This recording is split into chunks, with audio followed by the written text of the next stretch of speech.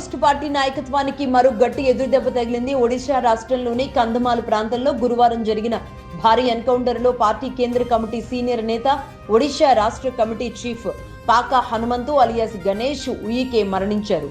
ఆయనతో పాటుగా మరో ముగ్గురు మరణించారు. ఇదే రాష్ట్రంలోని గాంజాం జిల్లాలో జరిగిన మరో ఎన్కౌంటర్లో 2 మహిళా మావోయిస్టులు కూడా మరణించారు. తెలంగాణ రాష్ట్రం నల్గొండ జిల్లా చండూరు మండలం పుల్లెంగు గ్రామానికి చెందిన పాకా హనుమంతు 67 సంవత్సరాలు. అయితే అతడి తలపై 1,10,00,000 రూపాయల రివార్డు కూడా ఉంది.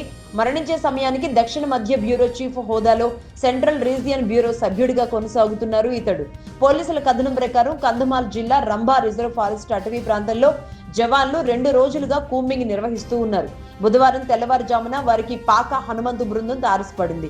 ఆ వెంటనే ఇరుపక్షాల మధ్య ఎదురుకాల్పులు జరిగాయి. ఈ ఘటనలో హనుమంతు మరో ముగ్గురు చనిపోగా మిగతా వారు తప్పించుకున్నారు. ఘటనా స్థలంలో ఒక AK-47తో పాటుగా 2 ఇన్సాస్ రైఫిళ్లను బలగాలు స్వాధీనం చేసుకున్నాయి.